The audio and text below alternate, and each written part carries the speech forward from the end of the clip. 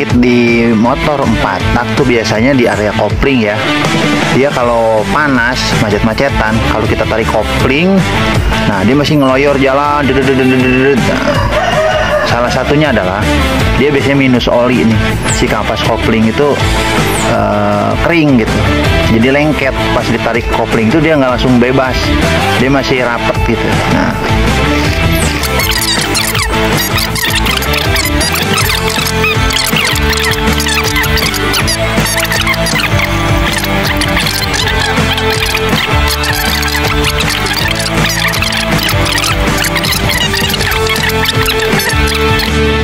kata-kata dulu buat hari ini dulu. Semangat hari ini. Banyak lilin. Yo. Penyakit di motor 4 tak tuh biasanya di area kopling ya. Dia kalau panas, macet-macetan, kalau kita tarik kopling, nah dia masih ngeloyor jalan. Nah, salah satunya adalah dia biasanya minus oli nih. Si kampas kopling itu kering gitu, jadi lengket. Pas ditarik kopling itu dia nggak langsung bebas, dia masih rapet gitu. Nah, di Scorpio sendiri aslinya ini nggak ada lubang-lubang kayak gini. Ini saya bikin aja nih, pakai ini saya bor lubang-lubang. Supaya apa?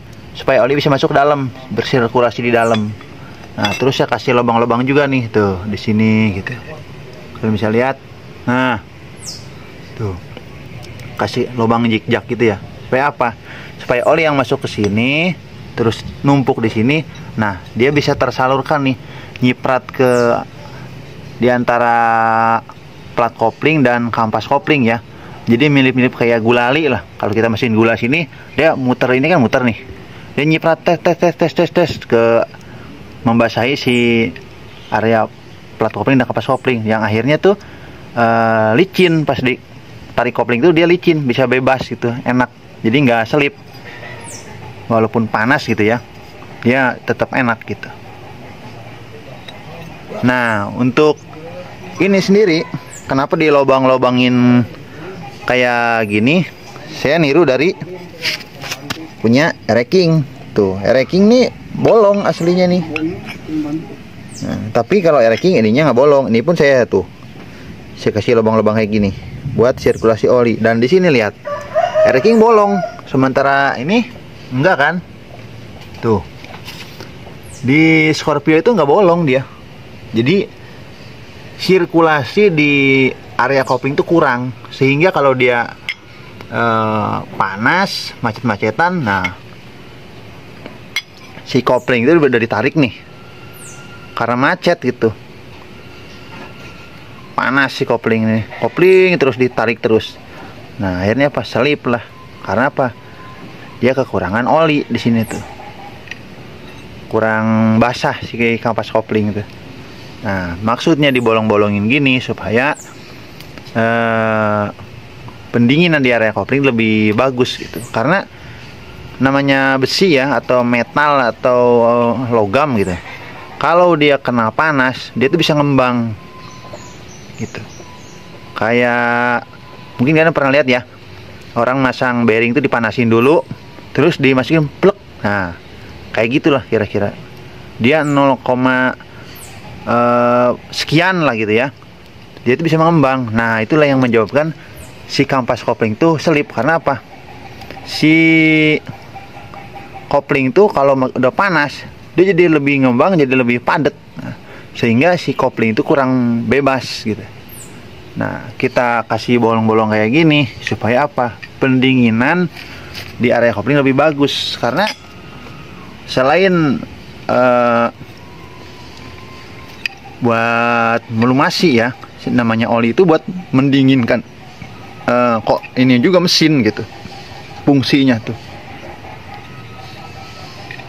Jadi kita maksimalkan saja supaya lebih bagus. Nah, ini juga lubangnya kecil. Saya pakai mata bor 3 mili buat ngelubanginya nih gitu, sehingga kampas kopling itu bisa lebih awet juga. Tapi ya ini sih terserah lah ya, orang mungkin berpandangannya gimana-gimana. Tapi yang saya buktikan di motor saya pun yang Ereking, alhamdulillah itu bisa ngebantu gitu.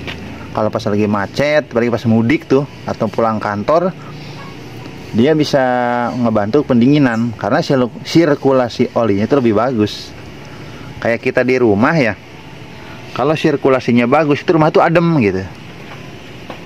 Nah ini pun sama, ini banyak ibarat kata jendelanya lah gitu, jadi banyak angin masuk, banyak oli masuk gitu. Nah itu ngebantu pendinginan si kopling, si kampas kopling, sehingga dia tuh bisa stabil gitu, si kopling tuh nggak ngembang apalagi selip gitu.